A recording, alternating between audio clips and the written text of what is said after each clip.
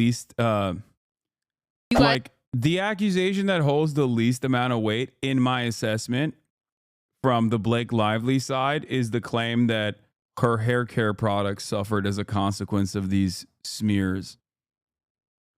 That's the only thing that I did not give credence to from her side, which I'm sure is, you know, still probably the absolute worst thing I could have done against feminism. Okay. Also, don't joke about Spill Sesh. Spill Sesh is a beacon of journalistic integrity. Okay. We watched her last video on the Blake Lively, Justin Baldoni coverage, and I was shocked at the accuracy in her reporting. Okay. Guys, today we are going to be breaking down the Justin Baldoni suit against the New York Times. It is an 87-page complaint with a lot of text messages. This is not making Blake Lively look very good, as a lot of people are criticizing her and her team, accusing them of editing these text messages that were in her complaint. This situation just honestly keeps on getting messier every single day. I swear there's something new in relation to the situation, and we're going to break down the complaint, like I said, because it is a lot. And honestly, it is changing a lot of people's minds about this whole thing. Justin Baldoni is currently suing the New York Times. His lawyer has hinted that there may be more coming, and maybe by the time I post this, there's already another one. But right now, we are strictly talking about the 87-page complaint filed against the New York Times. Now, Justin is not the only one that is suing the New York Times. His lawyer, on behalf of Justin and 9 others, are suing for libel, false light invasion of privacy, promissory fraud, and breach of implied in fact contract. And they are demanding jury trial. And what they are saying in this complaint is that Blake never wanted to sue Justin or anyone involved in the situation. You should say the name of this beacon of good journalism again so I can note it. It's called Spill Sesh. Accusing her of only trying to repair her public image and avoid going any further into the legal process. They wrote, Lively chose not to file a lawsuit against Baldoni, Wayfarer, or any of the plaintiffs. Here's one of my issues. When Ryan Reynolds came after Justin during a meeting, he yelled at him for calling her fat, but not about him sexually harassing her. Where's the logic? I mean, I think that might have been the straw that broke the camel's back. Also, that was a complaint throughout the entire process. So I don't think that explains anything. I don't think that proves anything, really. At least that spared her. Other than the fact that you're just simply stating that she didn't feel uncomfortable at all on set, and she's lying about feeling uncomfortable. From the scrutiny of the discovery process, including answering questions under oath and producing her communications, this decision was no accident. First, her administrative complaint is rife with blatant falsehoods and egregious misrepresentations that would have subjected her to dismissal if not sanctions. Second, pursuing formal legal action would have derailed her true objective, an orchestrated campaign to rehabilitate her public image. Instead, Lively filed a request for a right to sue letter with the California Civil Rights Department, CRD. A procedural formality that does not require pleadings, remains confidential unless leaked, as it was here, and crucially, does not subject the complaint to discovery. While such a letter can precede a lawsuit, it is clear that litigation was never her ultimate goal. Her real intention was to weaponize the appearance of legitimacy conferred by a numbered legal document to launch salacious, headline-grabbing allegations and reshape her public persona at the expense of the plaintiffs. Lively found willing allies at the New York Times. Dude, this is so funny. Okay.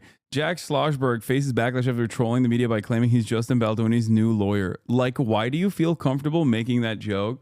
Dude, okay, listen. Guys, I'm noticing something here. Okay? I'm noticing a thing here. But it feels to me, don't kill me for this, but it feels to me like celebrity-related incidents make people a little crazy with the way that they operate. Like Jack Schlossberg is a crazy guy. I mean, this is typical of him. He does this shit for everything.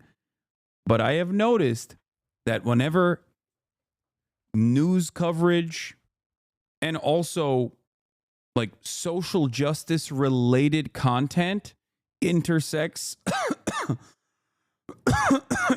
with the field of celebrity gossip and tea, it is an explosive combination where people don't have the capacity to be normal, it seems like. I don't know. They take it a little too far.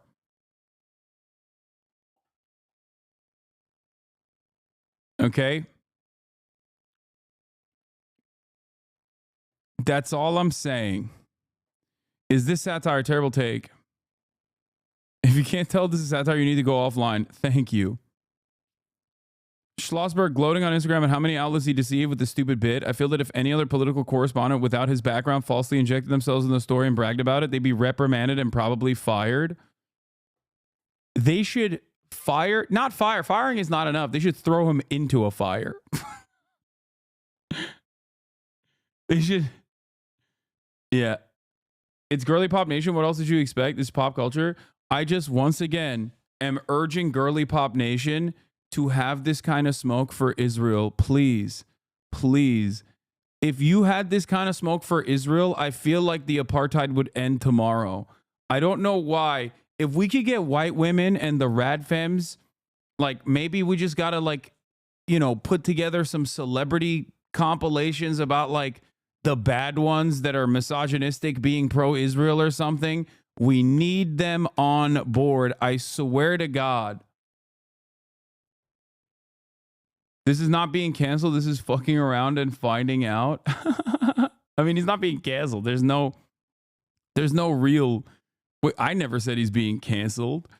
I don't think that that's a real concept to begin with. If that was a real concept, that would have been killed already a million times over. I'm just saying that I think the reaction to it is a little severe, and it's not even a person that I like personally. I'm not a fan of Jack Schlossberg. I think he's like a kooky guy. Jack Schlossberg's tweet, it just kind of proved that a lot of men have a threshold of sexual violence they're okay with. Like, why do you feel comfortable making that joke? Let's unpack that. The way someone here had Jack Schlossberg being canceled in their 2025 prediction list, and it happened like the first day of the year.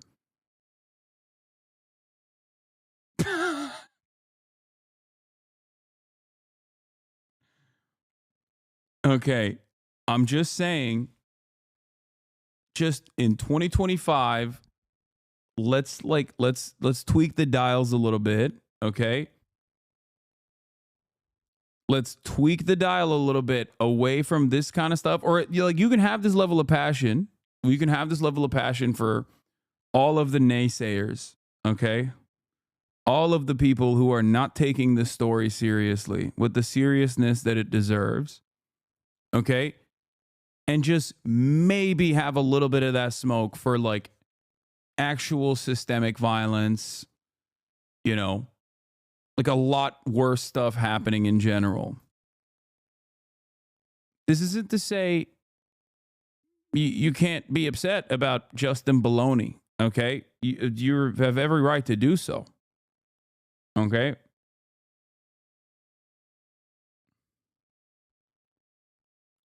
I'm just simply noticing. That there's just something that I've seen. I don't know. That's all I've seen. Times, which uncritically embraced her CRG complaint as fact and disregarded the plaintiff's emphatic objections. Without even waiting for the response deadline of noon Eastern Standard Time on December 21st, 2024, the Times rushed to publish its inflammatory article. You're saying people shouldn't have moral outrage for celeb drama exclusively, which doesn't take much thought or effort? I mean, it's also, they're going to pull up your bald takes. They're going to find that you're a baldist. I think it's more emblematic of a larger issue. No one actually cares about the specifics here. Yeah, no, that is the point that I'm making. The point that I'm making is that we exist under a patriarchal society, and women experience a tremendous amount of violence and retaliation for speaking out against that violence under patriarchal constructs. Having said that, however, most of the people recognize that they can't do anything about systemic change. They can't do anything about the systems that reinforce this violence. So they hyper-focus on the celebrity aspect of it all. And also sometimes in the process develop unhealthy parasocial relationships with said celebrities, because celebrities have the capability, being incredibly powerful and incredibly wealthy, and utilizing PR to present themselves a certain way. Okay? So because of this, most people look, and I've noticed this as someone who is also, I've noticed as someone who's, you know, a Z-list celebrity, right? Like literally the bottom of the barrel, scum, right?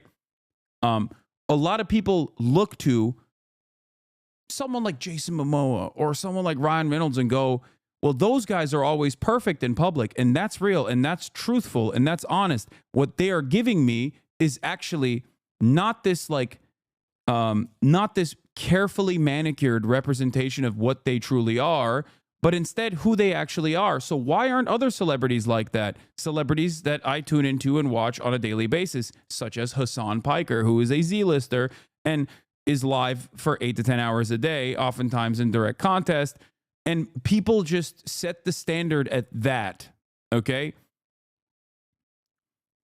People set the standard at like what omega celebrities present themselves as, okay? And then get upset at random people who don't have this carefully crafted, carefully manicured, PR-backed way of representing themselves, and get really, really mad and really invested in tackling those people.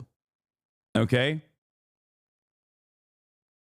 We should stick to criticizing the power structure of patriarchy instead of expecting women to be perfect advocates for everything. No one has perfect politics. Wait, what? I'm not expecting anyone to be perfect. I'm not expecting Blake Lively to be perfect either. But my point is, I think, I don't know.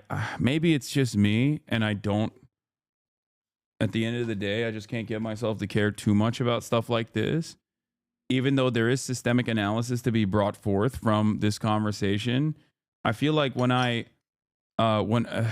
see people like getting mad at like fucking what's the random Kennedy guy who like very clearly is TikToking himself, going through it on a daily fucking basis, and treating him as like a enemy that needs to be taken out. I feel like you're not being super serious, and you're just kind of behaving like Stan Twitter. How come you can talk about famous female streamers being sexually harassed, but not Hollywood celebrities?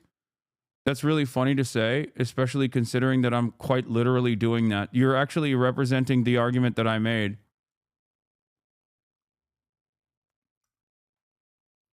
Like, something that breaks people's brains is this is what I'm talking about. I have talked about it, and I will continue covering stuff like that.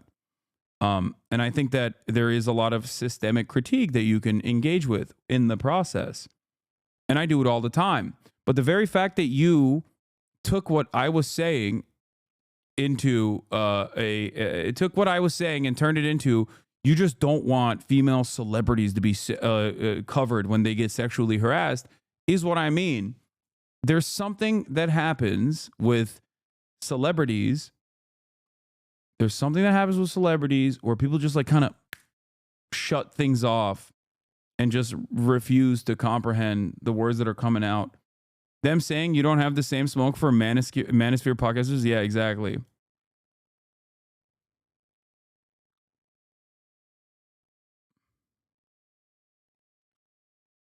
We can bury anyone. It's weird. That's like a weird bad faith interpretation of what I'm, not even something that I've said.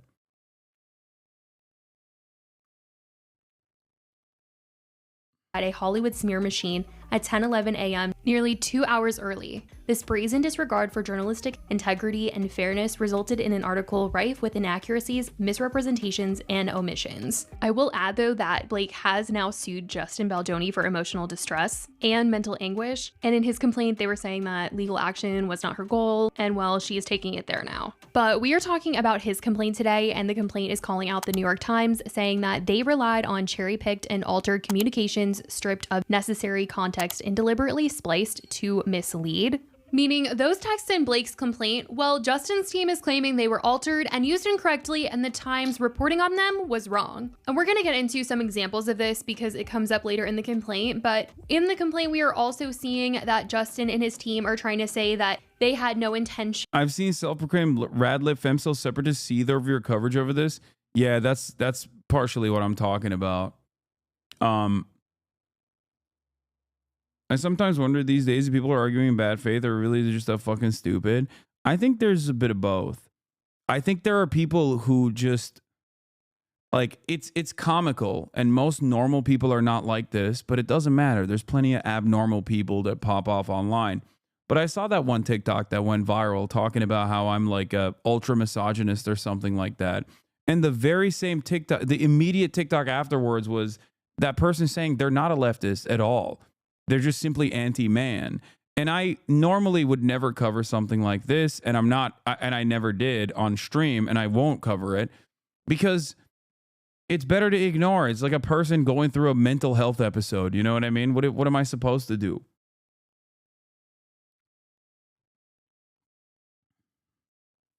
It's like, it's ridiculous. I mean, it's understandable why someone would develop an anti-man approach, okay? I'm not even discounting that.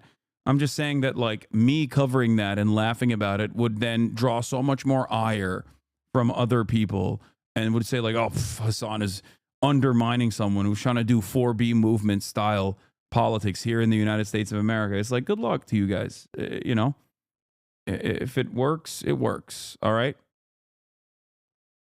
But if that's the rudder, that's the moral rudder that's like guiding you, then you're probably not going to get a lot across. Like, and I'm not even saying that as like a harmed man. Oh, I'm a meninist. I'm so sad. Misinterests are so scary. Nothing like that. I get it. I get why you would fucking hate men. Okay? I understand it. And you can hate me too. But it's like weird when you make that your only political output. That's all I'm saying. And you do it by way of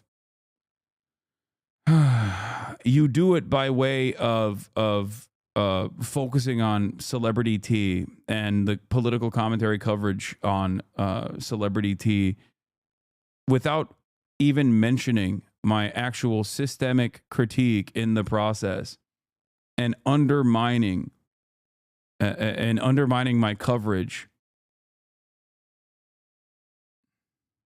Let's continue.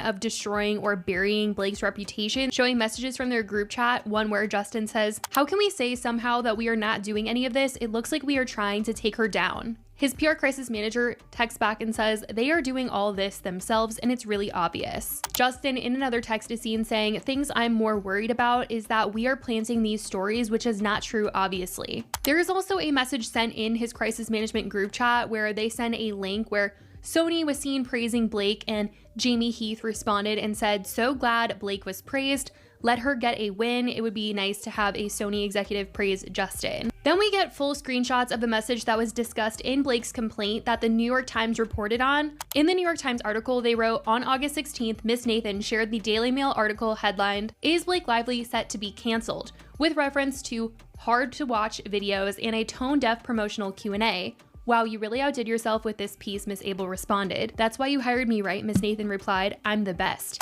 In Blake's complaint, we see this text exchange where the Daily Mail article is sent, and then Jennifer Abel texts Melissa Nathan saying, "Wow," and then Jennifer Abel says, "You really outdid yourself with this piece." In the complaint from Justin's lawyer, they say, "The article is predicated on Lively's CRD complaint, which references text exchanges between Nathan and Abel as purported evidence that Nathan planted a negative story in the Daily Mail titled, 'Is Blake Lively set to be canceled?'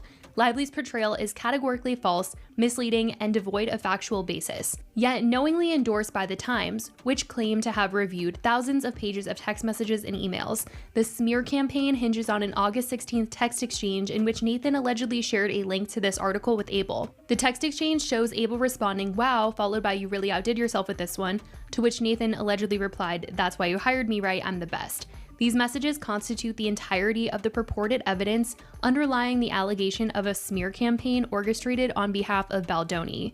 And the text is shown in full, allegedly, where they sent this article and then Jen says, "Wow, you really outdid yourself with this piece," and sends this upside down emoji. And the complaint claims the emoji. Wait, there is no way this is like the pivotal.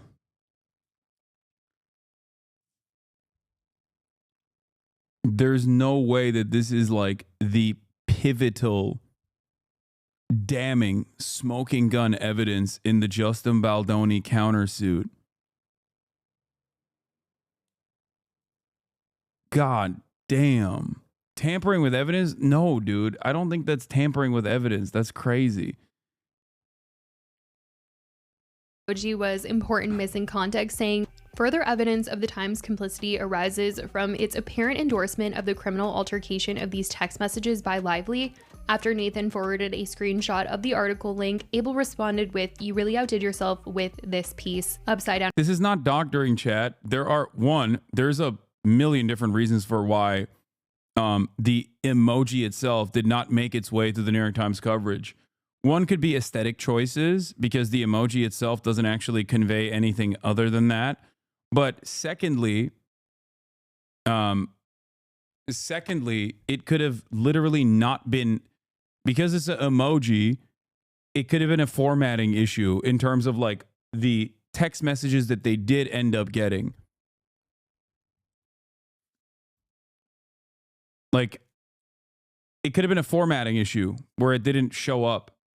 Emoji, adding an upside down smile emoji to indicate the sarcastic nature of her message. The upside down smile emoji is commonly used to convey irony, sarcasm, joking, or a sense of goofiness or silliness. They further try to prove how they did not play a part in a takedown for Blake Lively and showed them talking about how she took down her own reputation with more screenshots from the crisis management group chat, where someone said, "We didn't tell Jed to go after the idea that her promo was inappropriate. That happened organically. This is a movie about DV that they wore florals to. This is a crazy way to market this movie." Another text says, like, "Come on, we had nothing to do with that." There was also text of Justin wanting to know if this...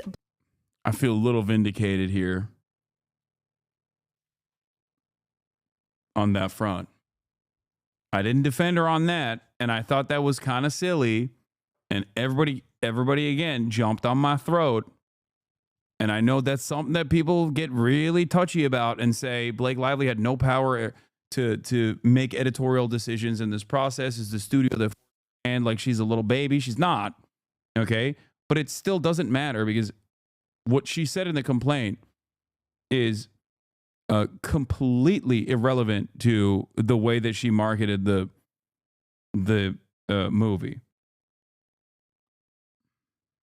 Blake takedown was them or not, as he texted Melissa and Nathan asking if this Perez Hilton video had anything to do with them. He said, "This is not us, correct? Assuming this guy we brought in would never do this." And Melissa and Nathan said, "None of us would ever do this." Goes on to say that nobody is paying attention to Perez Hilton these days and says that it's organic. She's blown herself up by her own actions. Though I will say they aren't entirely squeaky clean here, as Jennifer Abel, Justin's publicist, in an alleged statement addressing Blake's complaint, seemed to admit that they did have plans in place to protect Justin against Blake Lively in the event that her HR complaints became a bigger story, but that they didn't have to use those efforts. That's so funny. That's it. That's the whole point for me, is the fact that they knew that there were HR complaints being made, which they also personally recognized, and they literally were gearing up to do a coordinated, full-throated smear initiative against Blake Lively. And now they're just saying, "Oh no, this all came through organically." Now in the court filings, it'll show up if it's organic or not. Like that one Norwegian actress. Is she an independent actor who just seems to see blood in the water and like deploys tactical videos to be like, look how weird and bad this person is? Or are they directly working in concert with other Daily Mail and New York Post style outlets like dish rags like that? Because the interesting aspect of this that I lasered in on was the Reddit and Twitter manipulation in concert with a couple key legacy publishers. Okay. And they didn't even have to be like NBC or anything, especially because NBC and the like are going to have better journalists overall that aren't interested in immediately going on smear mode. And they're going to exercise a little bit more critical thinking, for example. So, but you can get a lot done with like a couple media articles placed in a sea of social media onslaught, because social media has no boundaries whatsoever. There's no checks and balances. Whereas whereas legacy publishers still have like some semblance of editorial interest and control. As she wrote, no negative press was ever facilitated, no social combat plan, although we were prepared for it as it's our job to be ready for. Dreamer says all the time that one of America's main experts is pop culture. We're covering a story that boils down to workplace sexual harassment. If this is what a powerful woman with expansive resources and a wide support network is facing, reflect on what it means for those who don't. No, that's actually precisely what my point was as well initially when I covered it, which is that even powerful celebrities, whenever, and Blake Lively certainly is a powerful celebrity, okay, married to one of the most powerful celebrities in Hollywood, even the fact that like, even the fact that powerful celebrities with money and PR and the capacity to hire the best legal teams can be hit with the misogyny faucet as a factor that immediately brings about the interest of what I call misogyny tourists to make motion in the direction of whatever man that has been wronged in this process in their minds. Well, then, you know, it says a lot about how much play misogyny gets in general.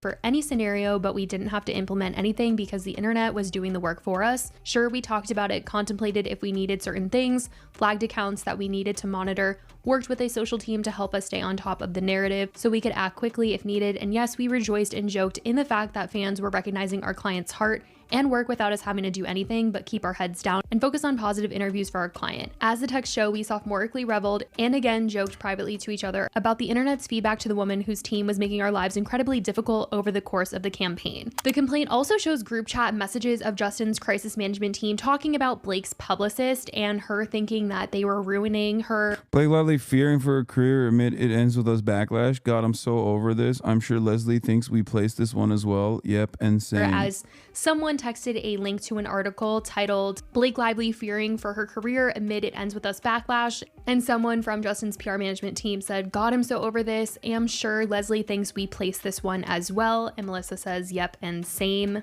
More texts later show his PR management team discussing that they have nothing to do with all of Blake's hate, saying this is crazy. She doesn't have a good reputation. All of this is organic stuff from real people making TikToks, not bots. The complaint also brings up Leslie, who is Blake Lively's publicist, once again, as they allege that she was seeding negative stories about Justin in the press about him being a predator. The complaints. I think what's crazy about this is that they were like actively monitoring all of the negative press that she was receiving. And they most likely, again, pushed the scales, tilted the scales even slightly. Okay. And very clearly had a campaign ready to go if things turned sour, knowing full well what the complaint had, knowing full well what the complaint was. No one is addressing the initial complaints. This countersuit is not even addressing the veracity of the initial complaints, and instead basically just sidesteps the initial complaints and goes after New York Times and Blake Lively for even making these complaints. Now, I need to remind you, okay? Dude, okay. I need to remind you, anyone can start a lawsuit over anything. That doesn't mean that like all of the contents of said lawsuit are 100% correct, okay? Or that is always going to be a winning lawsuit.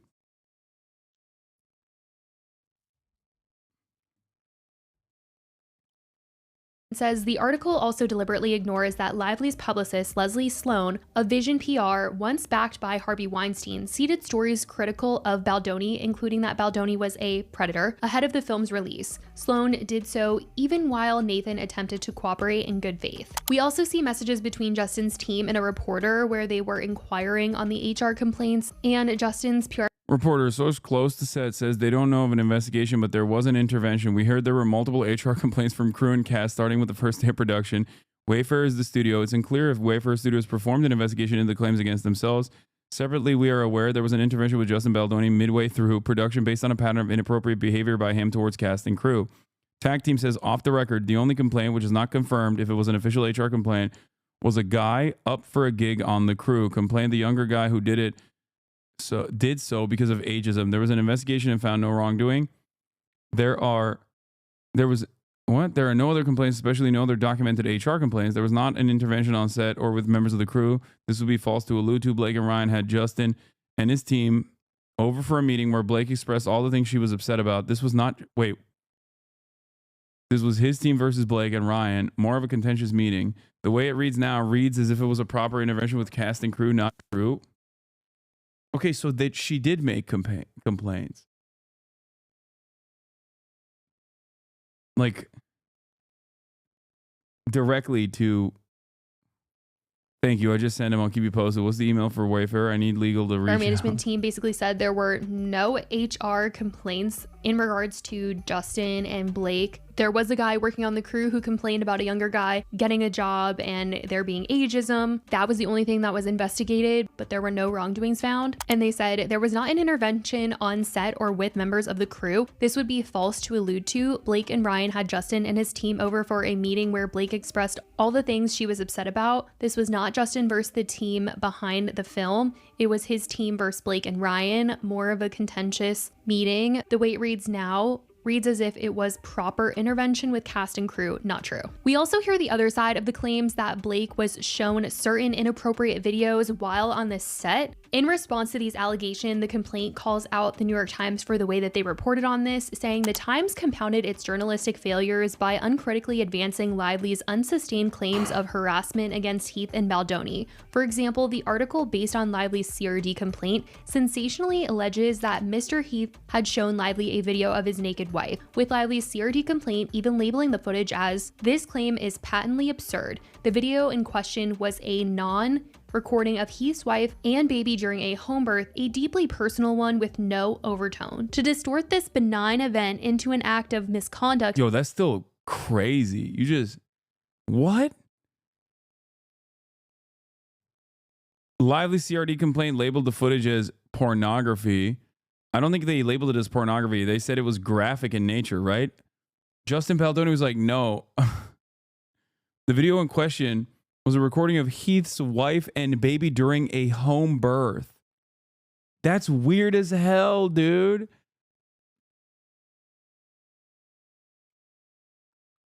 Oh, that's not better. What the hell? That's not. Not gonna lie, I don't follow celebs enough, and this video seems too in the weeds. Why are people mad at you when you seem pro Blake Lively? Why do you think?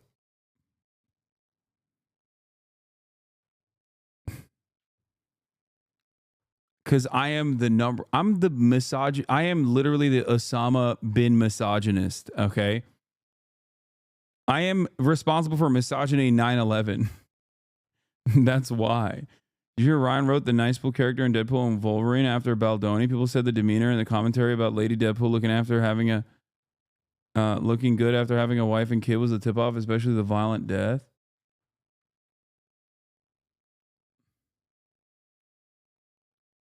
They said Blake thought it was porn when he first started showing her it, but it was a vid of his wife giving birth.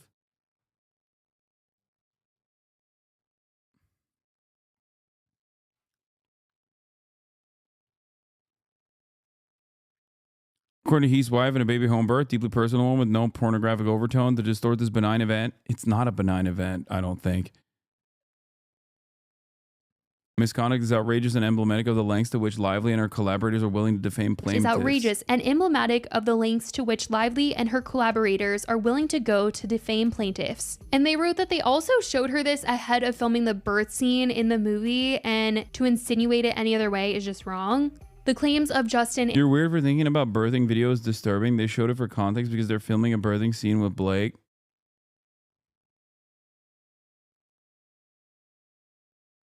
What?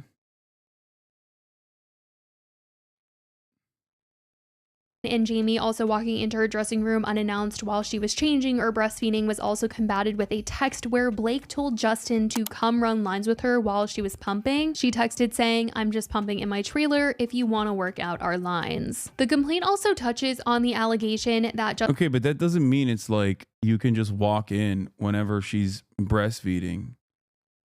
Like that seems a little bit tricky, contextually speaking.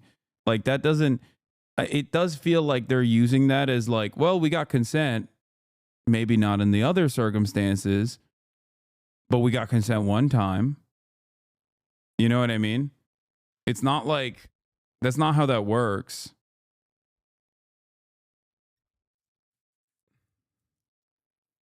You know, I don't know. I don't know the exact details, but like pumping your breast under your clothes so you can pump out breast milk for your newborn is also different than, like, you know, having the puppies out with a natural breastfeeding circumstance where maybe you don't have any sort of coverage.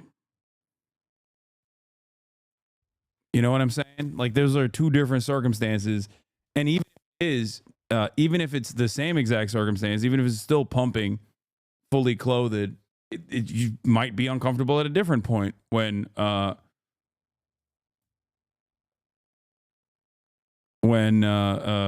Justin might have come in to the room. Justin was using the word sexy on set, the complaint said. Likewise, the allegation that Baldoni inappropriately described Lively's character's attire as sexy is exaggerated and misleading. The text exchange between Baldoni and Lively show that Lively had insisted that her character's clothing be much sexier. When Baldoni later used the word sexy, he was just responding to her creative input, not objective. We'll show you both ways, but being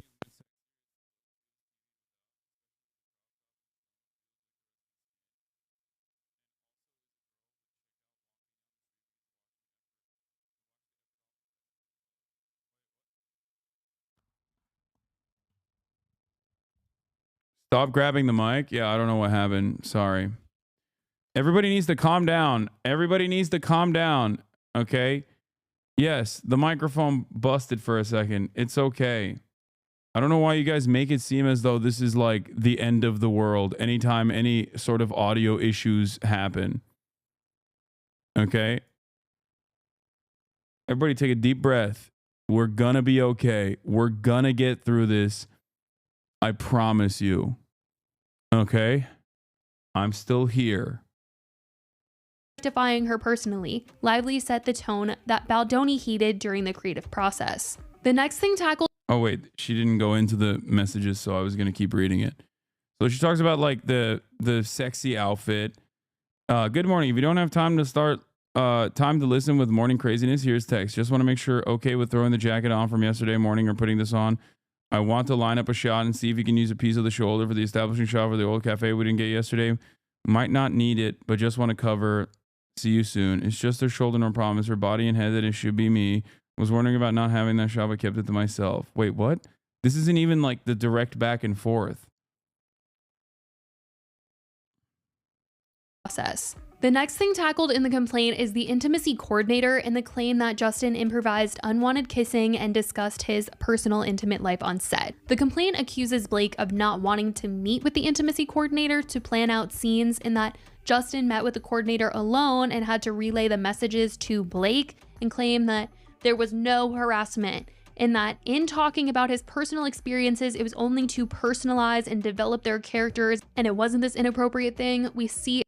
I think it is pretty funny, though. This is a good point. A man showing a woman who has given birth multiple times a video of a birth like she hasn't lived at his peak mansplaining is I mean, it's kind of funny. Yeah. An alleged text from Justin where he says to Blake, just hired intimacy coordinator who I love, will set you up to meet / FaceTime with her next week for intro. Blake says, I feel good. I can meet her when we start. Thank you, though. Justin then texts a female producer saying, FYI, just want to tell you about this. She seems she doesn't want to meet intimacy coordinator until we start, which may mess up the workflow, but I can still meet with her, of course. The female producer he's texting said that's fine. If she doesn't want to meet her now, you'll just have to walk her through.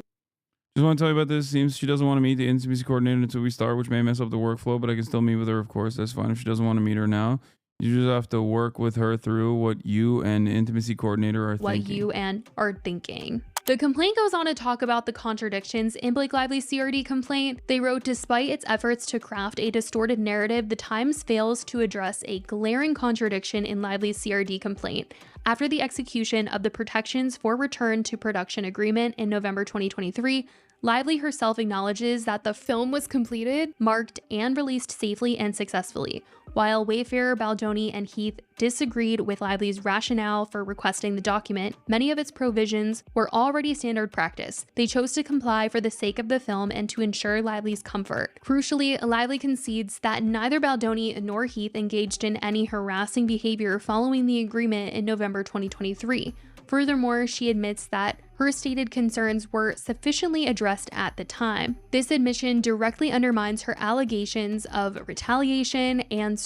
Wait, I don't get it. This implies that there were valid criticisms that she had originally made, criticisms that Justin Baldoni were aware of. Even Justin Baldoni's PR team were aware of said claims being made. This doesn't even actually turn around.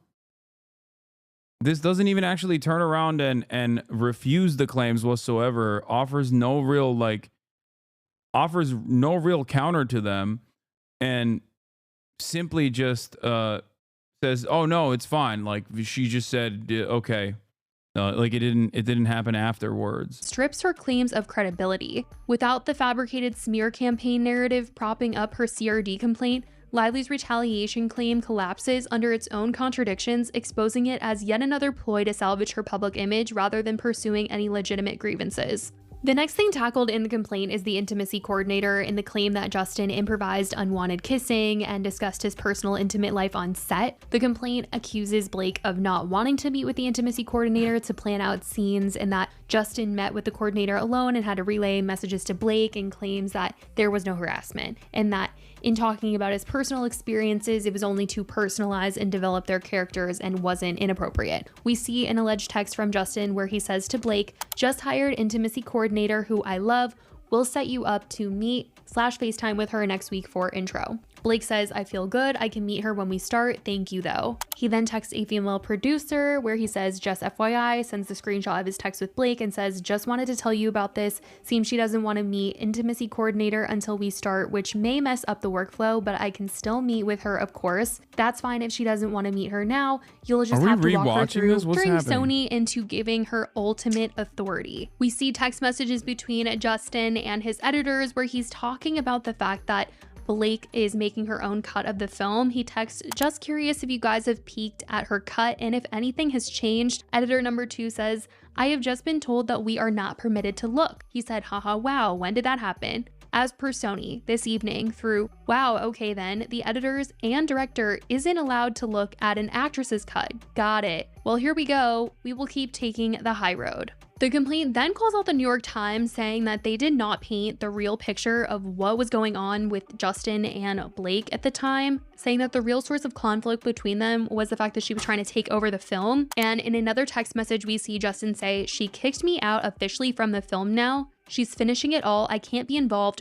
Music, sound, video effects, everything. I'll make it through somehow. Just need to feel it all." The complaint writes, "Notably absent from the Times narrative is Lively's insistence on obtaining editing privileges and demanding her own version of the film, a departure from industry standards. Even more rigorously, Lively leveraged her promotional commitments to pressure for the release of her cut. Evidence of Baldoni's efforts to accommodate Lively's demands, including a series of text exchanges with editors who were later replaced by Lively in favor of her husband's editor, underscores the extreme lengths Baldoni went to in order to preserve the film's integrity. The Times' willful omission of these critical details not only distorts the truth, but also perpetuates a false narrative that conveniently absolves Lively of her own culpability in the unraveling of professional relationships and the upheaval surrounding the film." More text messages between Justin and his editing team reveal growing frustrations and tensions surrounding Blake Lively's significant control over the movie and the editing process. One editor said, "I just hope you love, or at least stomach, the cut that is going out into the world." And he said, "Haven't seen it, can't yet." The film's marketing is then discussed, and the blame is put on Blake for how the film was promoted. We see the underlined text where an editor said, "If Blake is so determined to handle the marketing on the movie, then just let her." More screenshots reveal Justin expressing frustration over being sidelined from the marketing strategy he initially envisioned, which was focused on DV and its survivors.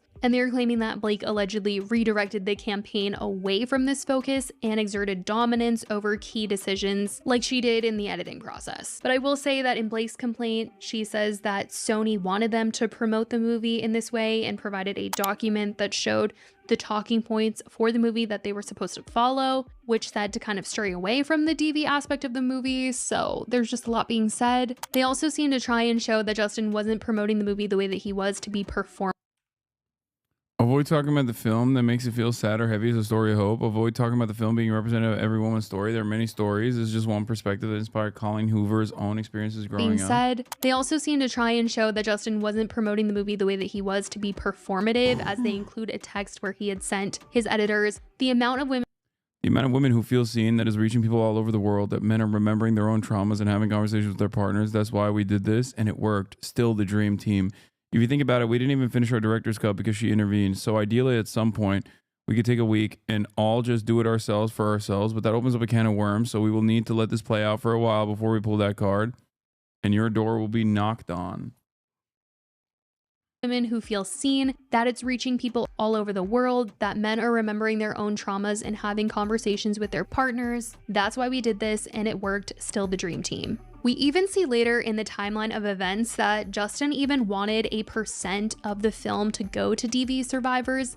As the complaint says, Wayfarer partnered with Sony to co-finance and distribute the film. That agreement included at Wayfarer's and Baldoni's assistance a requirement that 1% of the film's proceeds be donated to the survivors of DV. That 1% was ultimately earmarked for the organization No More, with which Baldoni had wanted to partner as early as September 2022. When it comes to the premiere of the film, apparently Justin was asked not to come. He texted his editing team saying, "Long story, but we won't be in the same room. I was asked not to even come to premiere. I can figure it out." They later... Dude, what the fuck?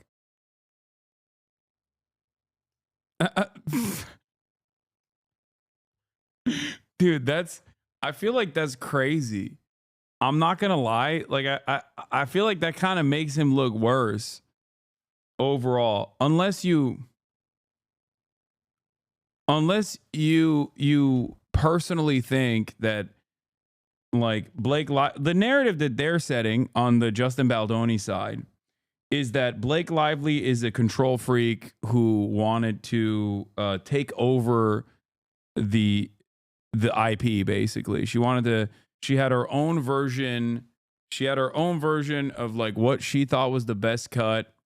And are we watching the same video? Show proof or you're lying. That's not what I'm saying. I'm saying that Justin Baldoni's side of the story frames this as not one where there's like valid claims of workplace harassment that were made to him, but instead innocent mistakes that took place on set that were addressed, and that Blake Lively did a fingers crossed, I promise I won't actually make a bigger problem of the initial uncomfortable moments that I felt, as long as we do this release. And in that process, she took over more and more aspects. Like she took over control over more and more aspects of the process, and basically weaponized these, I guess what Justin Baldoni would consider fake claims to basically do reputation laundering after the fact in an effort to take over the IP. That's what the argument is that they're making.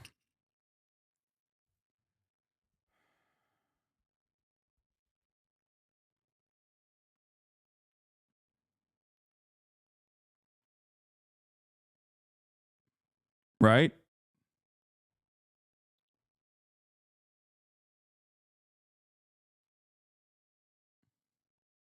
She's planning an extended universe? I don't know. I don't know if there's like supposed to be a second movie or something, but this is also part of the reason why I like, not saying that Justin Baldoni's claims have any fucking credence as far as like Blake Lively wanting to take over control and weaponizing sexual harassment claims or anything. I'm not saying that at all. But having said that, this is the reason why I also despise covering Hollywood drama usually, because both parties oftentimes are like weird and powerful and have a litany of other issues, which then make this process, especially from the outside, a lot harder to understand, because you can point to the inadequacies of either party. So that's why I try to stick to whatever is like verifiable or whatever is like backed up by.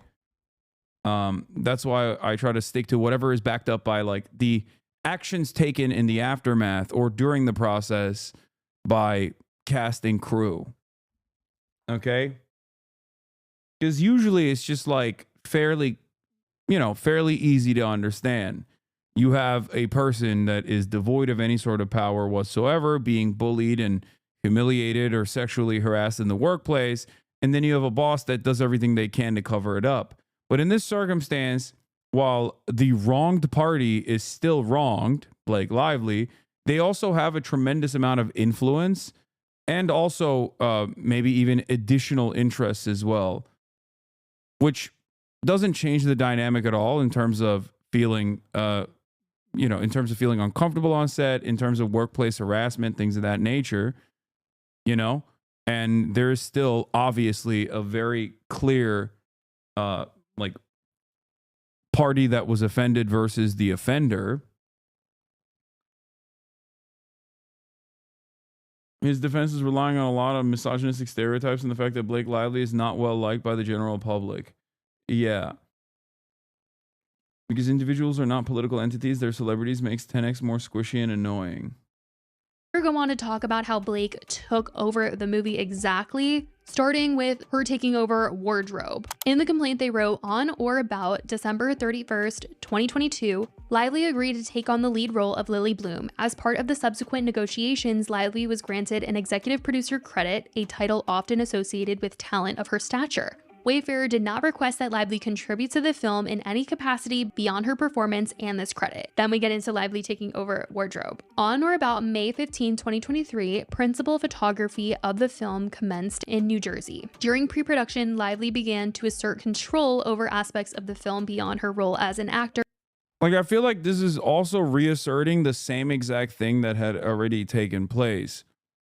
It's basically alluding to a bunch of stuff that is irrelevant to the main claims being made by Blake Lively, and then focusing on her fucked vibes overall, or her interest in controlling the production, or controlling certain aspects of production, and undermining Justin Baldoni's creative control over the process, which is not the main point here. You know what I mean? Like, yeah, okay, Blake Lively's fucking annoying. I know. And also maybe somewhat of a control freak. I know. So what? Am I wrong? Maybe I'm missing something, but it just feels like it's like a smoke bomb. You know what I mean? You're just like throwing it out there to be like, look at how fucking annoying she is. Am I right? Come on. She's a control freak. She did this all because she wanted to retain all rights to the process, to the creative process. It's saying that if anyone was guilty of misconduct, is Blake Lively. Okay.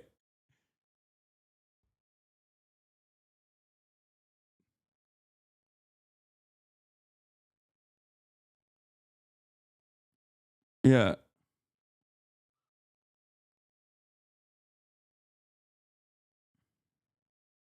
And outside the scope of her contractual entitlements. While lead actors are sometimes granted You're invalidating misconduct with control freak?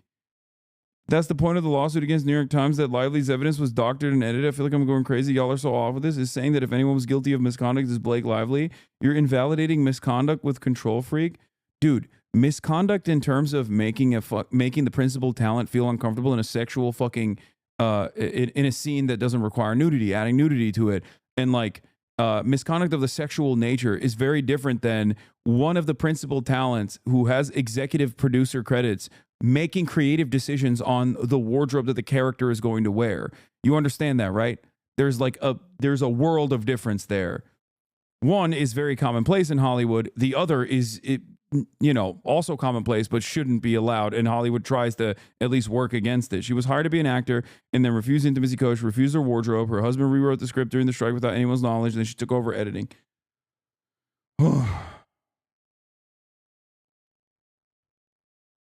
It's possible that the part of the reason she was trying to wrestle control from him was because he was a disingenuous creep. Yeah, there's like levels of control that that talent gets. Then she lied about the text messages in the New York Times. There's no lying about the text messages in the New York Times. The New York Times went and got the investigation. The New York Times conducted their own separate investigation into the additional lawsuit that took place between Justin Baldoni's current PR and former PR company. Y'all are biased that Blake Lively's attractiveness caused Baldoni to be a creep? What?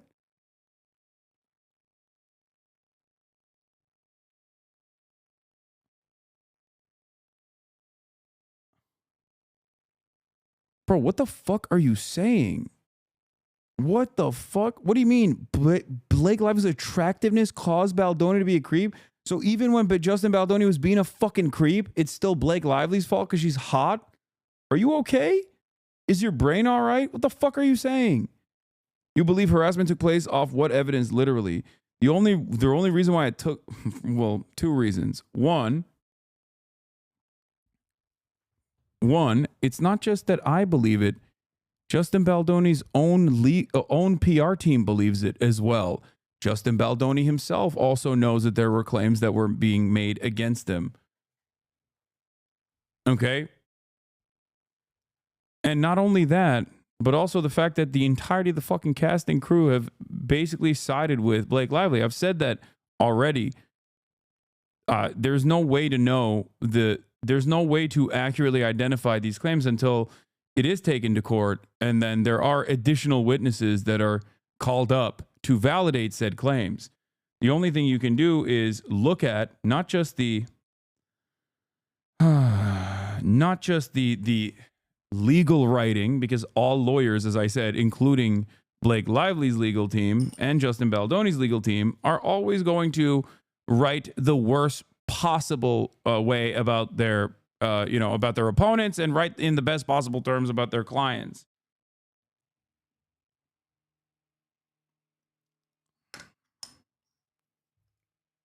I like that I gave you the reasons why I believe Blake Lively's claims, including but not limited to the fact that Justin Baldoni also personally admitted to having a conversation about some of the claims that Blake Lively had made, and also the very fact that cast and crew had chosen to side with Blake Lively over Justin Baldoni. And your fucking counter is Blake Lively's opinion. Blake Lively's vibes are off. And also, simultaneously, you said Blake Lively's hotness made Justin Baldoni into a fucking creep. That is crazy, chatter. You're being a little weird, okay? Cass sided with her because of money.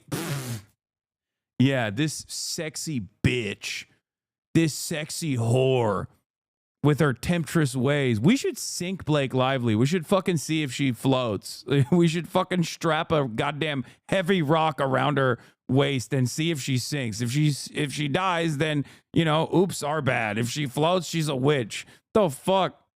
I'm saying you believe he could be a creep because Lively's attractive. I don't even find Blake Lively attractive. What the fuck are you talking about? I don't give a fuck about Blake Lively. And also, I'm the one who said she's fucking annoying. Not a menace on set, but that she's fucking annoying. And also on top of that, literally marketed the domestic violence movie in the worst way possible. Okay? And that's the reason why RAFM said I was a fucking misogynistic atom bomb. I was Hiroshima and Misogynagi. Okay?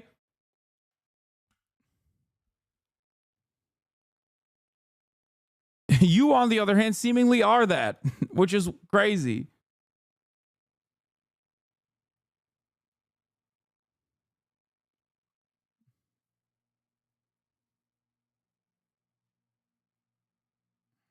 approval over the general look of their on-screen character, this authority typically does not include full control over wardrobe decisions without input from the director and producers. Nevertheless, Lively overstepped these boundaries, sidelining the production's costume designer, a seasoned professional with a long-standing working relationship with Lively. Ignoring the director's vision for her character and disregarding the weeks spent by the entire team shopping and thoughtfully crafting her wardrobe in preparation for filming, Lively would send hundreds of images to the film's costume designer during all hours of the evening, pointing them in the direction of the appearance she wanted for her character. The costume designer then had to reshop her wardrobe, far exceeding the allocated budget and diverting time and resources. At one point, Lively insisted that Wow, I can't believe she did that. It's really messed up. her character had money and could afford $5,000 shoes, which had Baldoni rethinking the entire script that had been worked on for well over a year and had been approved by both studios. Lively also several times refused to participate in wardrobe fittings at the production office, a mere 15 minutes away from Lively's Tribeca residence. Instead, she insisted the costume department pack up the wardrobe department and deliver all her wardrobe items to her. Loading the wardrobe department on trucks and delivering them to Lively's residence for fittings added both times. Okay, now this is the grasping at straw stuff. Like, yes, to the outside world, when people look at this, they go, wow, what a diva. But if you are even remotely aware of how production works at this magnitude, at this, yeah, she is a diva. But like, you know, this is fairly normal in general. But again, it's just slamming on additional irrelevant stuff to portray, Blake Lively as just like a bad person, a diva, annoying. None of it is relevant to the initial claims being made. They're baiting you, Hassan, shifting your focus away from the issue to make it seem like you're bashing Blake more than you're defending her. Oh yeah, I don't really care. I mean, dude. If you want to do that, I give plenty of examples for you to do that. Okay, go off. You can gear up the most mentally ill Twitter accounts and TikTok accounts and get them to be upset about anything with the highest degree, with the highest severity, okay, with the highest intensity.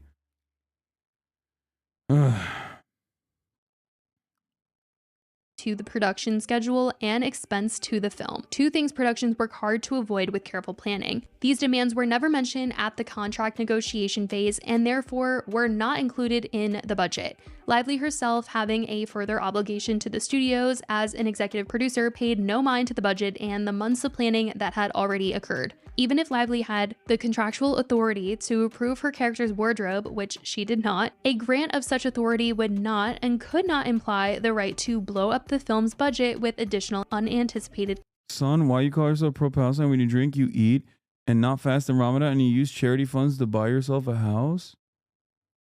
What? I mean, I do drink and I eat and not fast in Ramadan, but this last one is the most insane thing. It's illegal. Like, I would be in jail. What you're describing is fraud. I would never do such a thing, but also simultaneously, this is straight up illegal. Where are you even getting this? Okay, I'm done. I'm done with this. I'm done with this bait. Let's keep going. Costs. In an effort to maintain harmony at the start of their working relationship and to avoid further delays caused by wardrobe conflicts, Baldoni and the studio reluctantly allowed Lively full control over her wardrobe. This concession quickly proved regrettable. On the first day of principal photography, paparazzi captured and published photos of Lively in character wearing her self-selected wardrobe. These images were described as unflattering and sparked a backlash from the film's distributor, Sony. Baldoni received direct criticism from Sony, who voiced concerns about the impact of the photos on the film's public perception. Because if you guys remember, when these first photos came out of them filming this movie, everyone thought that her outfits were not it at all. It is also alleged in the complaint that despite— Yeah, the wardrobe is ass. Arrest me, officer. That looks ass.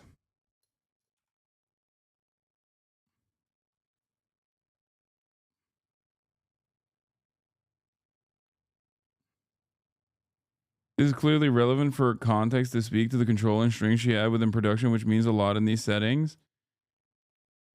Okay, first of all, like, it's the wardrobe that she's wearing. When you are, it is technically not, under normal circumstances, if you're not Blake Lively and you're like a random actor who's just getting their start, you're not going to be able to have these kinds of creative decisions.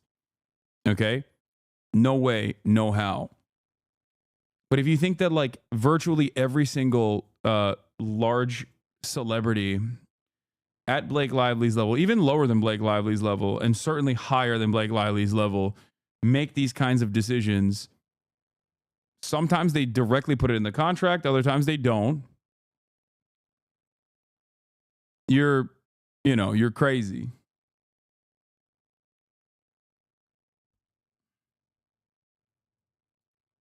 The degree to which she controlled the wardrobe is not normal overall.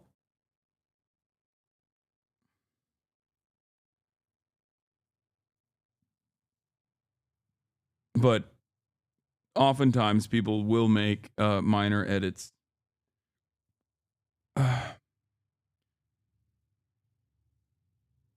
Wasn't she also a producer? She was also an executive producer, which Justin Baldoni claims is the studio just kind of gave it to her because she was complaining a lot or something. I don't know. Thought that her outfits were not it at all. It is also alleged in the complaint that despite Blake being uncomfortable with Justin, she spent long hours with him and confined in collaborative space of the editing bay before eventually they say that she took over the film and fired the editors and replaced them with her own. Sony later informed Wayfair that Blake was not going to promote the film unless her demands were met, and there was also a screen testing to see which movie would perform better for audiences, and they claimed that Justin's movie performed way better than Blake's, but they went with Blake's, even though she said that if his performed better, then she would drop this whole thing, but that didn't happen. But they seem to insinuate throughout this entire complaint that if she did not get her way, then she wasn't going to either finish the movie. The wardrobe was ass, so sexual harassment is legal. Society hates women. Are you effing kidding me? I never said that. I don't know if you're saying that. I'm not saying that at all. I'm saying the opposite of that. I'm saying that it's like kind of a silly way to address the initial claims that were being made. She was not sexually harassed. That's what I'm saying. Okay, but the problem is, okay, he sexually harassed her while wearing that ass wardrobe. Look how sexy. Bro, come on. You're being ridiculous. You're being ridiculous. Please understand that you're being ridiculous, chatter. Okay? If that's the case, Justin Baldoni is not making a convincing counter argument, is what I'm saying.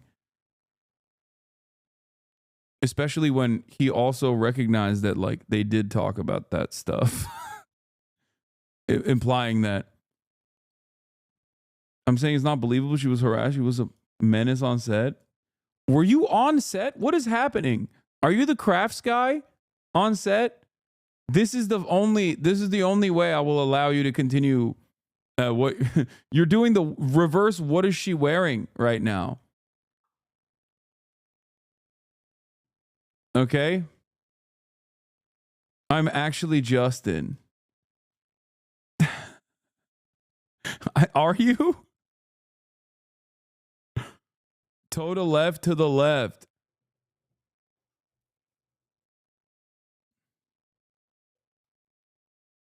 What is going on? Because if you are actually Justin, then you're lending credence to the allegations that Justin is like this rapacious misogynist.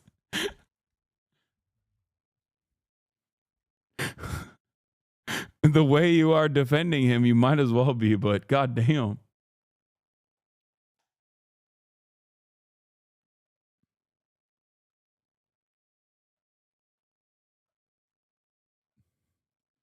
Or she wasn't going to promote the movie. There was always some sort of threat, allegedly. And there was also some drama later because Blake went on to seek out a prestigious I'm actually Mike from PA Sister. Real talk. Wait, really?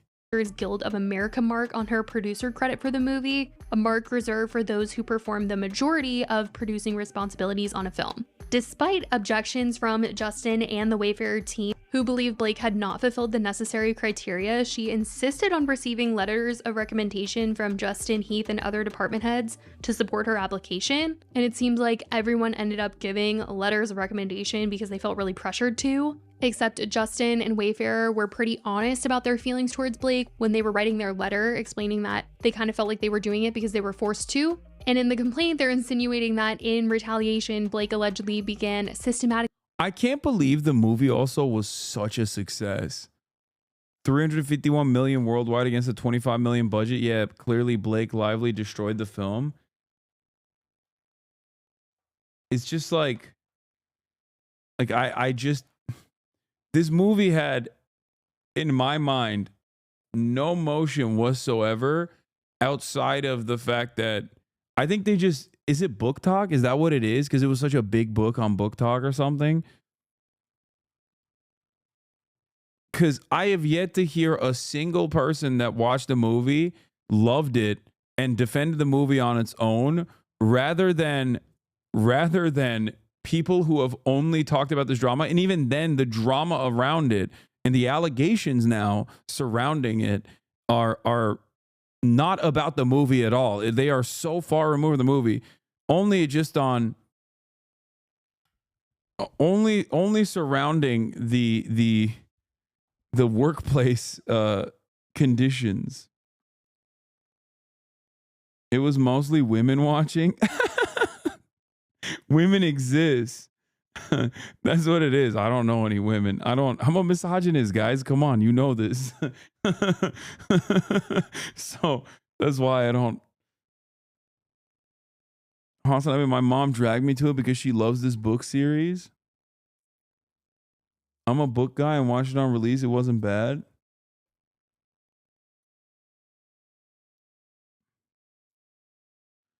Name 3 women. I can't. Hillary Clinton, Chelsea Clinton.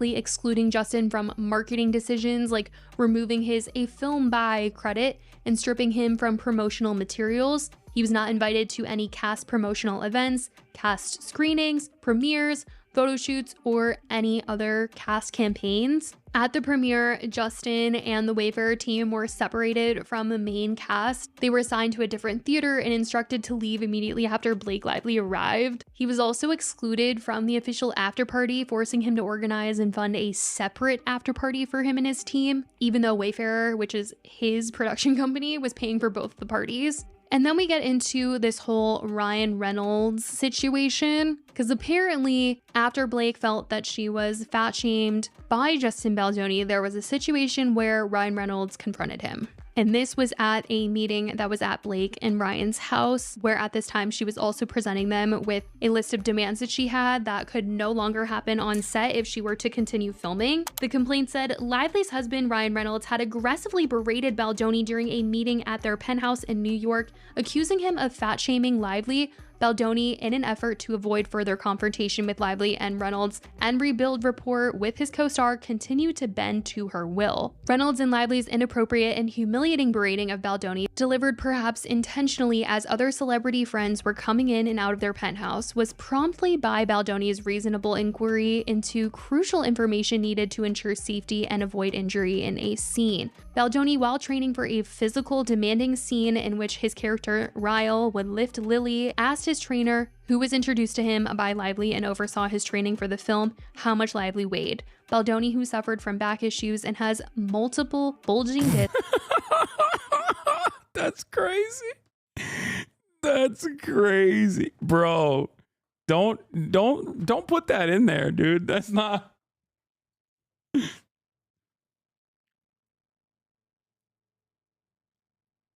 I feel like that's a you know.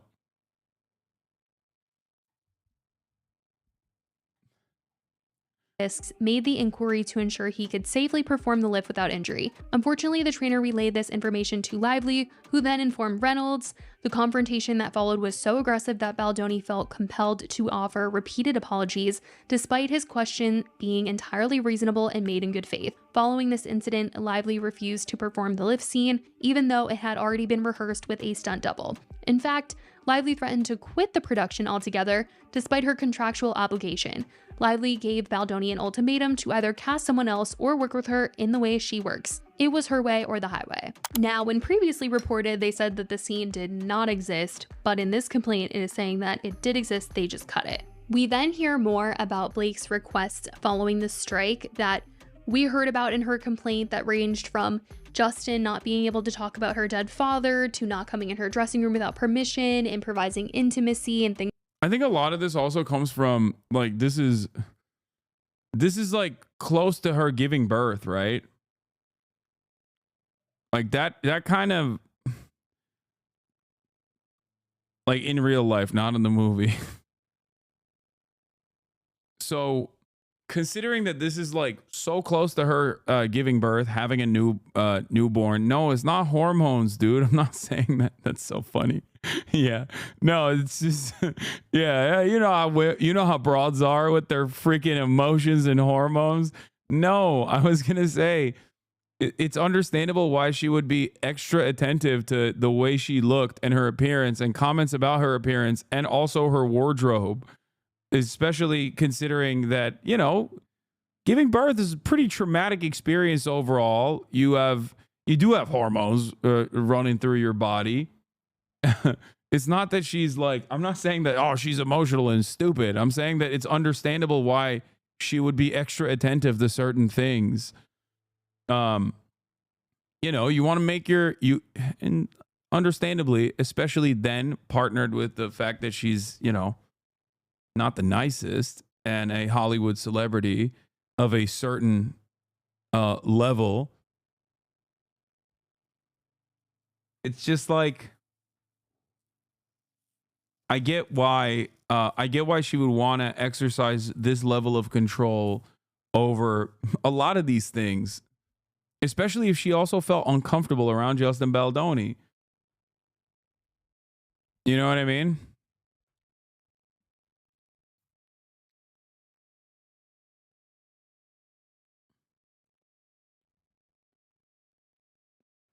And knowing you're going to push a watermelon out your vag is fucking stressful. Jesus Christ.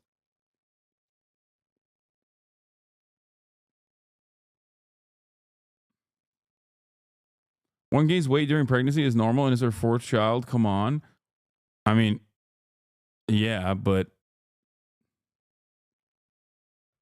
I think it's, you know, 4 times or not, it's still traumatic, you know? What is the argument here? That she loves giving birth. She's done it 3 times prior and chose to do it a 4th time. So she shouldn't feel a certain type of way. She shouldn't feel insecure about her body or anything. Oh, okay. You're agreeing with me. Not gonna lie, the 4th time really breaks your argument. Yeah. People are having fun abortions and fun pregnancies now. Don't yell at me.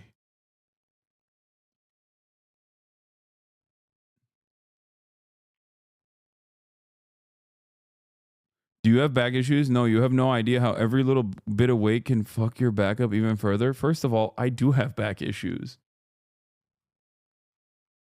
If she was feeling so uncomfortable, why did she submit a complaint to SAG after many actors have said that's the normal process nowadays and they would have stopped the production for her safety? You're right. Why don't people in Hollywood immediately make formal complaints? Let's think. Why won't people make formal complaints in the workplace when they have issues?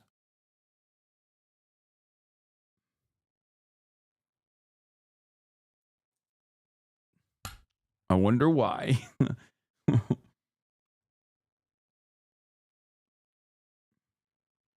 And like Blake Lively isn't a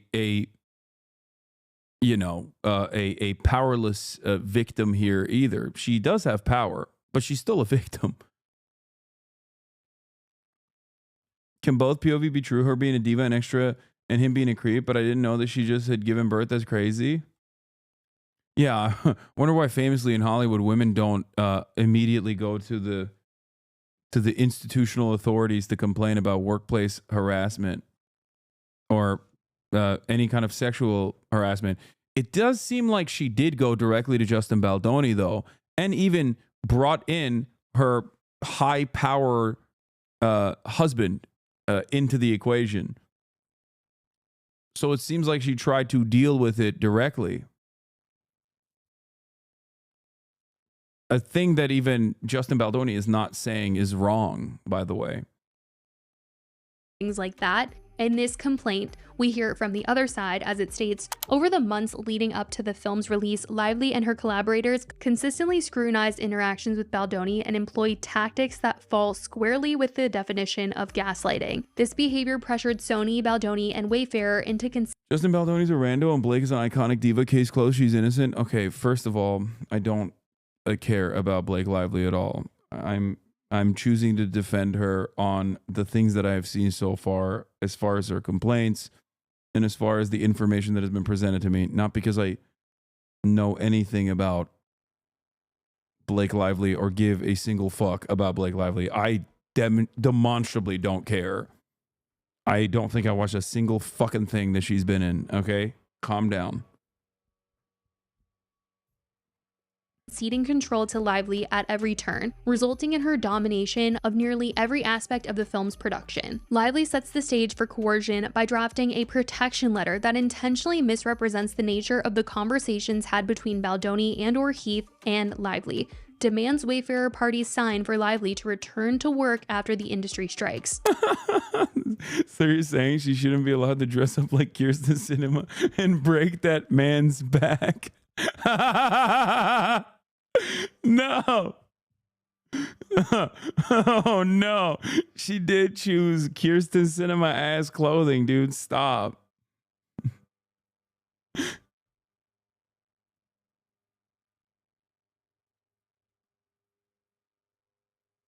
It's fucked up. Principal photography began May 15th, 2024. From mid-June to early November 2023, production was suspended due to the industry guild strikes. When the strikes ended on November 9, 2023, production was eager to resume filming and make up for lost time. That same day, however, Wayfarer received an unsettling and unexpected email from Lively through her counsel containing a 17-point list of non-negotiable conditions that must be met before Lively would return to work. Though Wayfarer disagreed as to the basis for requesting these conditions, which insinuated those demands were the result of inappropriate behavior by Baldoni and Heath, the terms were agreeable and some were already in place. For example, Lively demanded that an intimacy coordinator be present at all times when Lively was on set. In fact, an intimacy coordinator had already been engaged during the first half of production, so Wayfarer took no issue with this request. Contrary to Lively's assertion, it was she who refused to meet the intimacy coordinator to plan out scenes, putting Baldoni in the awkward position of meeting with the intimacy coordinator alone and later relaying scene suggestions to Lively in the intimacy coordinator's absence, not only defeating the purpose, but resulting in accusations. I just don't know why she would file a complaint with the messages out of context that implies the PR lady's saying the opposite of what they're actually saying if the truth is on our side. Wait, what? No, the PR ladies are not saying the opposite of what they're actually saying. With the exception of like some of the messages that were like monitoring actively the anti-Blake Lively commentary, and the overarching complaint there was that, and it wasn't even that wasn't even the complaint. That was the New York Times reporting. I think you're confusing, or maybe I'm confusing it, but I think the New York Times reporting is being confused with the Blake Lively claims. The Blake Lively claims are not about the coordinated smear campaign. More so that it was initially about the workplace, the way that she was felt uncomfortable in the workplace.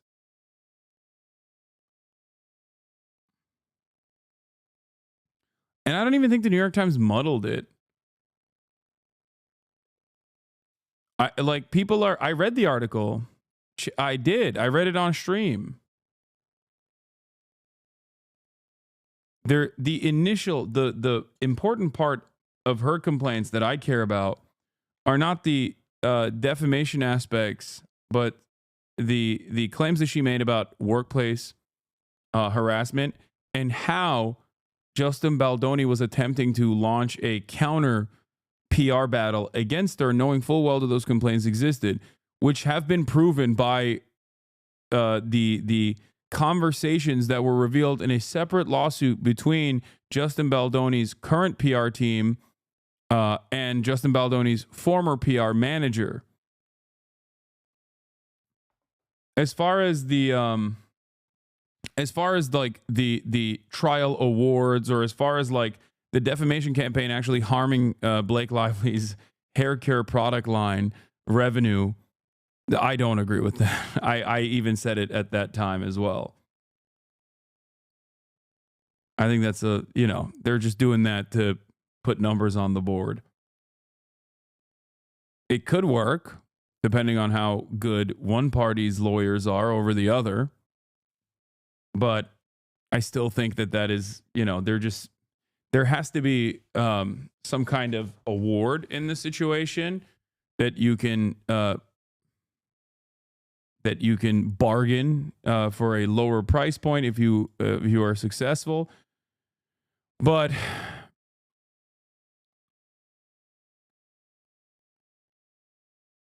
overall,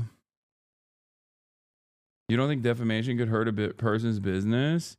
When did you start doing YouTube Slaw? Read the article then? I did read the article. And also, no, I don't think that her hair care product was sales were harmed by the defamation. By the Times that before shooting began, Baldoni wanted to add blank scenes that Lively considered gratuitous. In fact, these scenes were proposed by the intimacy. Yeah, you can't prove defamation without. I mean, you have to show financial damages, yes, in order to get awarded anything from the trial. The claim says she refused to meet the intimacy coordinator, but her text then showed that she's ready to meet. Then the IC when production starts, but not before. Baldoni later told the producer she doesn't want to meet based on this text. The claim says that she refused to meet the intimacy coordinator, but her text showed that she's ready to meet the intimacy coordinator when production starts, but not before. Baldoni later told the producer she doesn't want to meet based on this text. As in, even in the claims that Baldoni is making, he's actually wrong, because in previous claims, he openly showed that Blake Lively was on board with meeting with the intimacy coordinator. This is well documented in handwritten notes Baldoni took during meetings with the intimacy coordinator. We also hear more about the incident of Jamie Heath walking in on her unannounced. As they wrote in the complaint, in the CRD complaint published in part by The Times, Lively suggests Heath walked in her trailer unannounced while in state of undress and topless, which is false. Heath was invited into her trailer along with a female producer, Baldoni, and a Sony representative for a meeting requested by Lively. Mr. Heath arrived first to see if Lively was ready for the meeting, and after knocking and being invited in, saw that Lively was breastfeeding. She was not topless. She was having makeup removed from her collarbone while fully covered. Heath asked if they should return at a later time. Lively said no, they could move forward with the meeting as initially planned and would meet them after she finished removing makeup. Roughly 2 weeks later, Lively announced that she thought she had seen Heath make eye contact with her. Heath immediately apologized and said he hadn't even realized he looked her way, in response to which Lively remarked, "I know you weren't trying to cop a look." A reference to this incident conveniently showed up on a document months later, distorted like the others and out of context, in a list that The Times later published as fact. Now we get more into this all hands on deck meeting that occurred at Ryan and Blake's penthouse, and how exactly Ryan... It's weird that this topic brings out so much more unhinged chatters than covering genocide though. What the fuck is that? Celebrity people who are fascinated with celebrity stuff lose their minds, I think. Reynolds berated Justin. The complaint writes, Reynolds demand... It's crazy that like some of the defenses being launched by this counterclaim also end up giving credence to Blake Lively's claims though. So I don't really understand how this is supposed to be. I don't understand how this is supposed to be like the damning... Because we all agree that genocide is happening. JFC, no. There's plenty who don't. We banned them, though.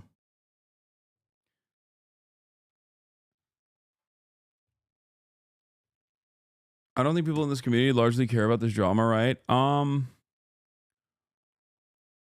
think, I don't think a lot of people care. I like covering it, even though it brings out some of the worst. Demanded an apology to Lively for actions that were mischaracterized and demonstrably false. When Baldoni resisted apologizing for what he had not done, Reynolds became further enraged. I think partially people also get like a little embarrassed about really being invested in this story, and then they'll moralize it. Drama when it's sexual harassment, it's a workplace misconduct suit. Like it's there is sexual harassment involved in it as well, certainly. Okay. It's additionally weird because it's a story that is about domestic violence and sexual violence.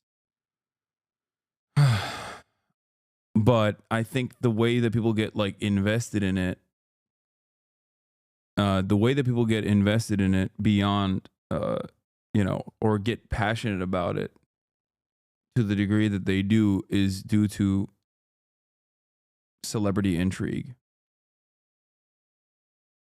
And then when you say like people get really crazy over it, over their coverage or over how others are covering it,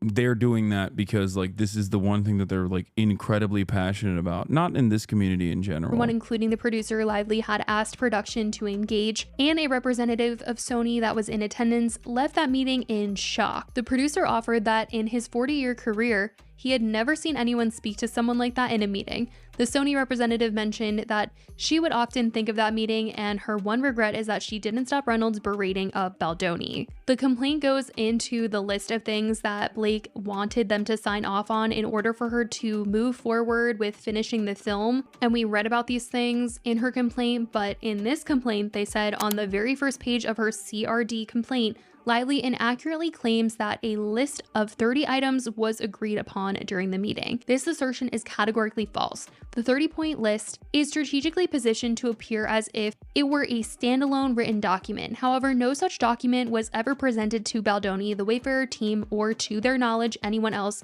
whether during that meeting or at any other time, and therefore could not have been agreed to. In reality, many of these items were encountered for the first time in the CRD complaint itself and included references to highly disturbing events that never occurred. The repeated use of the phrase "no more" before each demand falsely suggests that these alleged incidents had previously taken place and needed to cease. This implication is not only misleading but entirely untrue. Baldoni and Heath left the meeting deeply unsettled by the implications of Lively and Reynolds' behavior and the power dynamics at play. Faced with mounting pressure and weighing the financial implications of what shutting down a film halfway through production would mean, Wayfarer made the difficult decision to resume production and finish the film despite fear. Damn, Baldoni seemingly is just a victim in all of this. Even when they made their complaints known to him, he was just a misunderstood guy and bravely pushed through. Thank God for Baldoni. Like,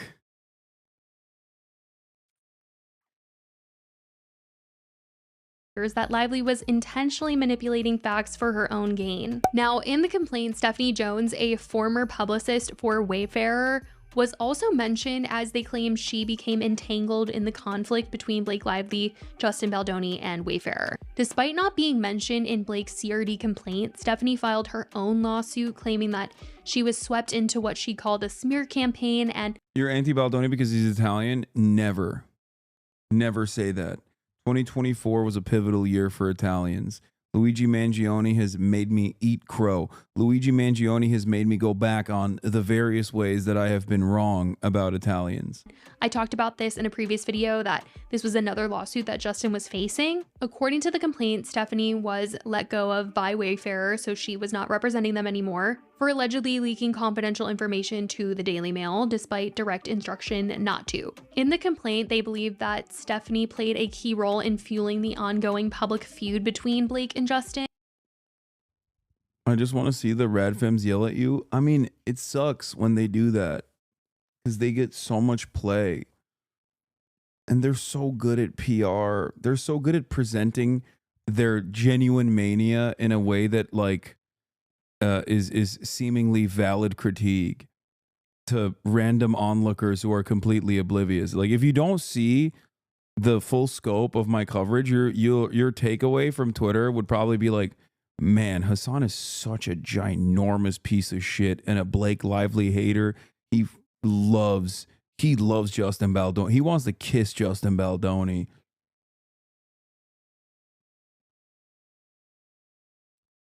Are RAFMs the same as TERFs? Some of them. Some of them are swerves.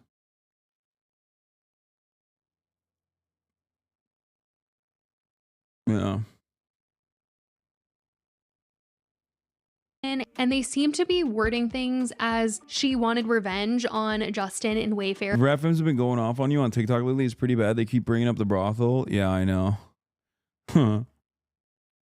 It's just, they've never stopped. Swerves are sex work exclusionary radical feminists who, if you're pro sex work, they just eat you alive. TERFs are trans exclusionary radical feminists. I happen to be both pro trans and pro sex work, so I am the number one and a man, of course, which puts me in the worst position possible in their eyes. That's probably the reason why many of them oftentimes will put me on lists with like genuine sexual harasser, abusive, psychopathic, monstrous pieces of shit. And they'll just put me on that kill list as though like I've committed a crime or done anything that is even remotely similar to that.